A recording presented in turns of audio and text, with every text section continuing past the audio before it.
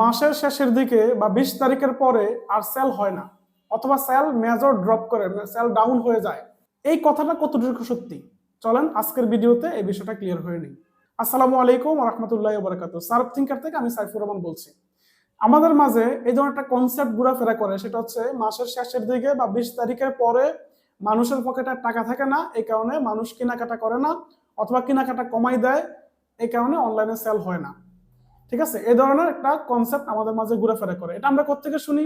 আমরা বিভিন্ন মার্কেটার দিয়ে অ্যাড রান করাই, এবং ওনারা বলে যে ভাই এখন তো 20 তারিখের পর হয়ে গেছে, এই কারণে মানুষের পকেটে টাকা নাই, এই কারণে সেলটা হচ্ছে না। আপনি একটু অ্যাড রান করে যান, অথবা এখন ডলারটা কমাই দেন, 1 তারিখের দিকে আবার ডলার বাড়াই দেন, দেখবেন যে তখন সেল আবার কি হবে, বেশি হওয়া শুরু হয়েছে।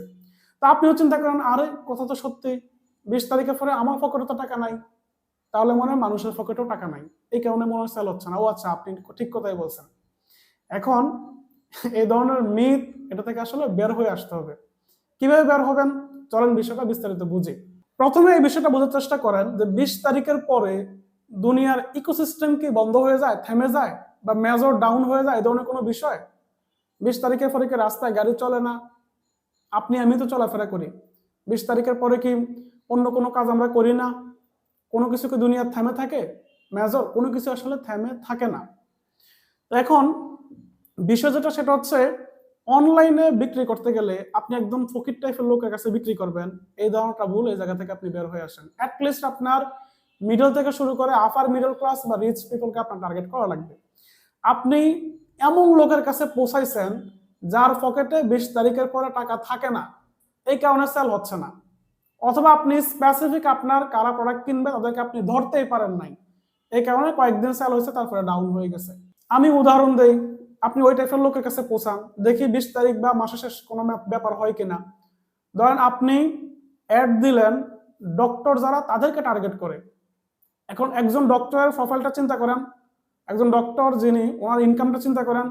20 তারিখের পরে 20 তারিখ 30 তারিখ ওনার কাছে ম্যাটার? আপনার যে প্রোডাক্ট, আপনার যে সার্ভিস, যদি সেটা কোয়ালিফাইড হয়, যদি সেটা ভালো হয়, কোয়ালিটি ঠিকঠাক থাকে, তাহলে উনি 20 তারিখ 25 তারিখ 30 তারিখ কোনো ম্যাটার না, মাসের শেষের দিকে গিয়েও উনি কি করতে পারবেন, অর্ডার দিতে পারবেন, সেটা রিসিভও করতে পারবেন। এভাবে ধরেন ডক্টর বললাম, ইঞ্জিনিয়ার, ব্যাংকার, লয়ার, তারপরে ধরেন বিভিন্ন বিজনেসম্যান, তারপরে বিভিন্ন সরকারি বেসরকারি জব করে বিভিন্ন প্রফেশনে যারা আছে, এরকম প্রফেশনাল ব্যক্তি, আপনি তাদের কাছে পৌঁছান। সমস্যা কি? তাদের কাছে কি 20 তারিখ 30 তারিখ কোনো ম্যাটার করবে? করবে না। তো ভাই, যারা একটা কোয়ালিফাইড স্ট্যান্ডার্ড লাইফস্টাইল লিড করতেছে, আপনি তাদের কাছে পৌঁছানো নাই। আপনি মার্কেটারকে দিয়ে অ্যাড রান করাইছেন, তো উনি যখন দেখেন সেল হচ্ছে না, উনি ওনার মতো করে একটা আনসার আপনাকে দিয়ে দিচ্ছে, আপনিও সেটা মেনে নিয়েছেন। কেন মেনে নিয়েছেন? কারণ আপনি তো ভাই কোনো কিছু জানেন না। আপনি জানেন না কিভাবে আসলে টার্গেটিং করতে হবে। কেন জানেন না? কারণ অনলাইনে বিজনেস করবেন, ওই আরেকজন অনলাইনে বিজনেস করে সফল, ব্যাস আমিও শুরু করে দিলাম।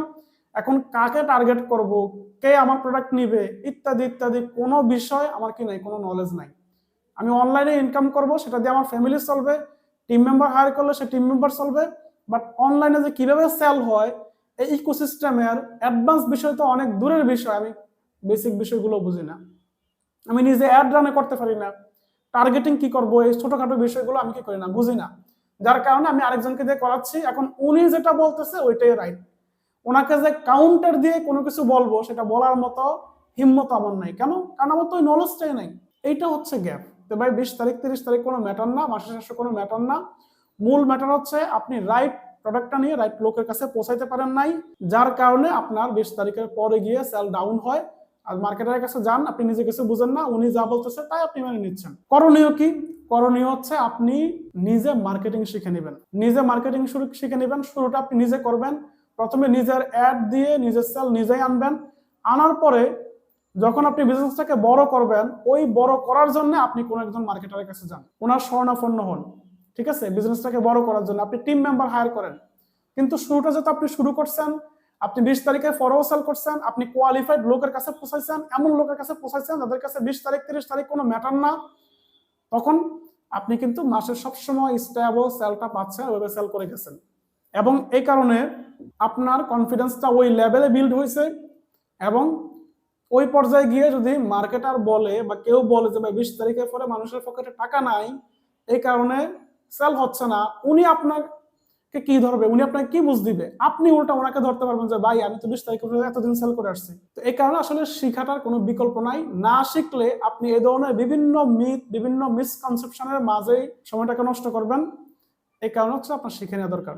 তো যদি আপনি ফেসবুক মার্কেটিং শিখতে চান তাহলে আপনি আমার লাইভ কোর্সে ভর্তি হতে পারেন। আলহামদুলিল্লাহ এখন পর্যন্ত একাধিক বেচ হয়ে গেছে এবং আপনার মতোই অনেকে কি করছে, শিখে নিজেরা রান করতেছে। যারা আগে কনফিডেন্স পাচ্ছিল না এখন নিজেই পাচ্ছে। কিভাবে উনি সেল শুট করবে, নিজের সেল নিজে অ্যাড দিয়ে আনবে এবং কিভাবে সেটাকে ধরে রাখবে, ধরে রেখে কিভাবে বড় করবে, এই বিষয়গুলো ওনারা আসলে ওইখানে শিখতে পারতেছে।